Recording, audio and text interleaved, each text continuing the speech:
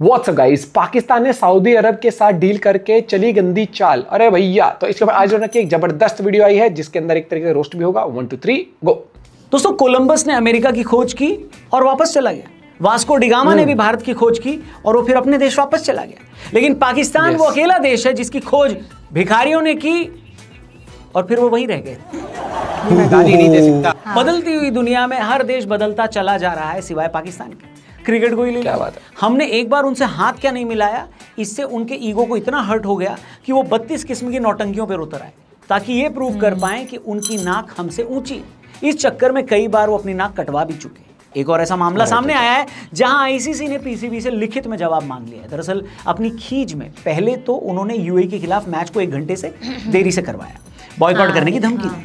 इसके बाद Andy biograph की वीडियो रिकॉर्डिंग करके ये झूठ फैलाया पाकिस्तानियों ने कि उन्होंने यानी रेफरी साहब ने माफी मांगी है। माफी मांगी। यस, उनके इसी झूठ को इस बार आईसीसी ने झूठ फैलाओ, बार-बार झूठ फैलाओ। आईसीसी के एम्प्लॉय के बारे में झूठ बोलने के लिए आईसीसी ने पीसीबी से लिखित में क्लैरिफिकेशन मांगा है। इस पर पीसीबी ने रिक्वेस्ट करते हुए कहा है कि जनाब, क्लैरिफिकेशन हम दे देंगे, बस थोड़ा सा टाइम चाहिए। आईसीसी ने पूछा क्यों टाइम चाहिए?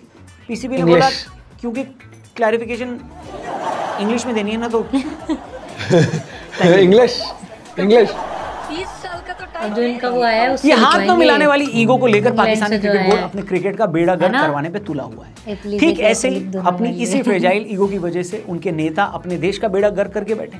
ध्यान देने वाली बात यह है दोस्तों कि दुनिया के सामने इनकी ईगो कहीं दिखाई नहीं देती। इनको सिर्फ हमारे सामने अकड़ दिखानी है क्योंकि इनको लगता है कि ये भारत से बेहतर है। इस बात को सिद्ध करने के लिए कई बार इन्होंने खुद ही अपने मुल्क की बैंड बजवाई। अब सही बताऊं तो मुझे लगता है कि एक तरफ 1000 की गड्डी रख दो और दूसरी तरफ इज्जत रख दो तो पाकिस्तानी गड्डी ही उठाएंगे, क्योंकि इज्जत का क्या है, आती जाती रहती है, पैसा बार बार थोड़ी ना मिलता। जब नमाज पढ़ें। अब पाकिस्तानियों की इसी आदत का एक नमूना फिर से देखने को मिला है जब ये अपने सऊदी अरब के दौरे पर गए। इस दौरान पाकिस्तान ने सऊदी अरब के साथ strategic mutual defence agreement sign किया है, जिसके अंतर्गत अगर इन दोनों में से किसी एक देश पर अटैक होता है, हमला होता है, तो उस हमले को दोनों देशों पर हमला माना जाएगा। मजे की बात यह है कि पाकिस्तान ने इसमें यह साफ किया है कि उनका न्यूक्लियर अम्ब्रेला अब सऊदी अरब के लिए भी अवेलेबल होगा। इसी न्यूक्लियर अम्ब्रेला में अभी 4 महीने पहले हमारी फौज ने 72 छेद मारे हैं। 72, सॉरी नंबर चलेगा। तू समझा? हाँ, ये नहीं, तू समझा नहीं। ये तो भाई पाकिस्तान की सऊदी से हुई इस डील को इस नजरिए से देखा जा रहा है कि उसने यानी पाकिस्तान ने फिर से अपना नया अब्बू पकड़ लिया है।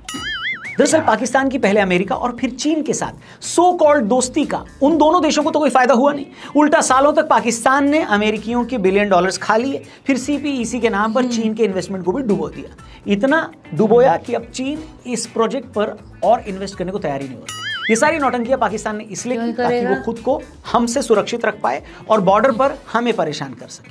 अब उन्होंने सऊदी को अपना नया बाप बना लिया है। इसकी 2 वजह है। सबसे पहले तो चीन से अपनी नजदीकियां बढ़ाने के लिए उसने अमेरिकन हथियारों की जगह अपने यहाँ चीनी हथियारों को भरना शुरू कर दिया। इसमें अमेरिकन जो आर्म्स लॉबी है, इसकी वजह से वो काफी नाराज हो गए। अब जब ऑपरेशन सिंदूर हुआ तो पाकिस्तान के एयर डिफेंस सिस्टम से लेकर उनके हथियार तक को भारत ने मिट्टी में मिला दिया। इससे दुनिया भर में अमेरिकी और चीनी हथियारों की पोल खुल गई। वहीं भारत के स्वदेशी हथियारों के बाजार को सबसे बड़ा बूस्ट मिला। इसकी वजह से ये दोनों ही देश यानी अमेरिका और चाइना अपने प्रीमियम हथियारों की डील पाकिस्तान से नहीं करना चाह रहे। उनका कहना है कि इनको कितना भी बढ़िया हथियार दे, चलाने तो इनको आता नहीं, हथियार उठाने से ज्यादा तो इन्होंने कटोरा उठाया है, तो ये क्या करेंगे?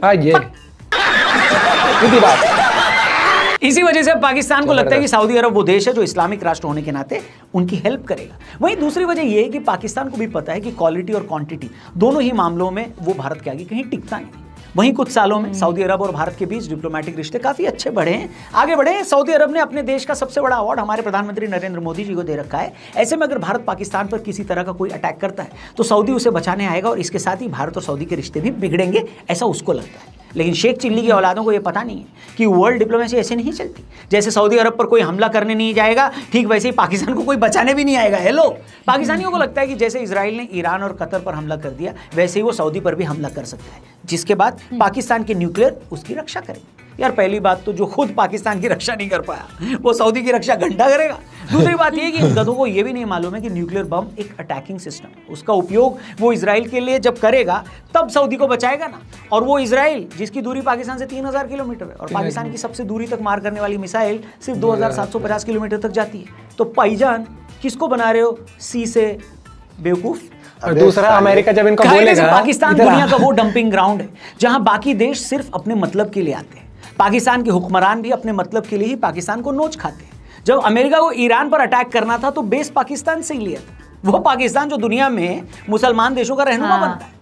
जब चीन को भारत के खिलाफ पाकिस्तान को इस्तेमाल करना था तब भी चीन ने पाकिस्तान की मदद ली, जिसके बदले में चीनियों ने पाकिस्तानी हुक्मरानों की जेबें भर दी।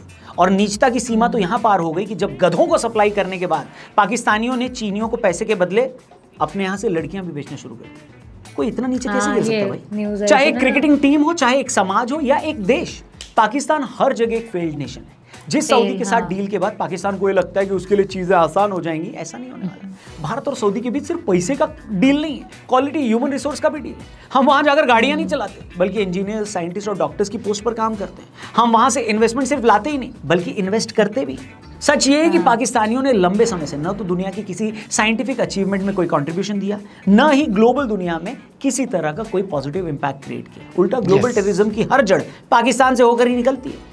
इनका क्रिकेटर भी टीवी पर बैठकर गजवाए हिंद की बात करता है। इनके न्यूज एंकर से लेकर रास्ते पर चलने वाला एक आम पाकिस्तानी भी अपने अंदर भारत को लेकर वो नफरत लिए चलता है कि अगले ही पल अगर उसको मौका मिले तो फट जाएगा। Come on. पाकिस्तान के हुक्मरान बोलते हैं कि वो पैसे लेकर अमेरिका का डर्टी गेम करते हैं, जिसमें कोई गलत बात भी नहीं। दुनिया के बाकी देश कल का सोचते हैं, पाकिस्तान भी लिटरली सिर्फ कल ही का सोच रहा है कि कल की रोटी का जुगाड़। पूरी दुनिया पाकिस्तान से यही बोलती है। क्या बोलती है? अब तो सच बोल दे खैर, पाकिस्तान से सच की उम्मीद रखना उतना ही मुश्किल है जितना उनको इंग्लिश सिखाना। जल्दी मिलते हैं। जय हिंद। जय हिंद, जय हिंद, जय भारत। इन्होंने क्या सोचा है, मतलब कि ये सऊदी के साथ क्या डील कर रहे हैं ये कि हम तैयार हैं तुम्हारे लिए? एक बात बताओ, अगर सऊदी के साथ कोई दिक्कत हुई तो ये इजराइल से लड़ने जाएंगे? पहली बात तो जाएंगे कैसे, इनकी क्षमता नहीं है उधर तक की। दूसरी बात, अगर ये धमकी देंगे न्यूक्लियर की, तो अमेरिका ने अगर बस सांस भी मार देना इनकी तरफ, ये चुपचाप भाग जाएंगे। या उनने बस ऐसा कर देना अमेरिका ने, बस उसी में, उतने में ही। क्यों? क्योंकि इजराइल पे उंगली उठाएगा अगर ये, तो अमेरिका सबसे पहले आएगा ना वहां से। तो यार मतलब अलायंस पार्टनर भी, मुझे थोड़ा हैरानी हुई सऊदी को लेकर। ये तुम्हें अलायंस, अगर तुम्हें जरूरत पड़ी मिलिट्री पैक्ट के लिए, तो तुम्हें पाकिस्तान की पड़ी सीरियसली। मतलब ऐसा देश जो अपने देश, जिसने हाल ही में अपना परफॉर्मेंस इतना बुरा दिया है, हाल ही में जो खुद के ही देश को नहीं बचा पा रहा है, वो क्या वो करेगा भाई? पता ना भैया, ऐसी कौन सी शक्ति है इनके पास जो आज तक ये दिखा नहीं पाए। नहीं, पाकिस्तान को तो देख, उसके लिए तो फायदा है, उससे तो जहाँ 4 पैसे चवन्नी ज्यादा मिल गई ना, वो तो चलो अब ये है हमारे। आई डोंट थिंक कि इनके पास कुछ है वैसा कि ये एटीट्यूड दिखा सके। दूसरी बात, ये जो मिलिट्री पैक्ट साइन किया इन्होंने, हम तुम्हारे लिए लड़ेंगे। अरे तुमसे तुम्हारी लड़ाई नहीं हो पा रही, तुमसे तुम्हारे लोग नहीं पल पा रहे, तुमसे तुम्हारा कुछ नहीं हो पा रहा। नकली टीम बना के तुम अपने लोगों को बाहर भेज रहे हो, इलीगली माइग्रेंट्स की तरह। पाकिस्तान की कभी तो फुटबॉल टीम पकड़ी जाती जो कभी फुटबॉल खेलते नहीं थे, एयरपोर्ट पे भी ड्रेस पहन के गए तो फुटबॉल की वहीं खिलवा के देख लो, ट्रायल भी दे देंगे हम अभी इसी वक्त।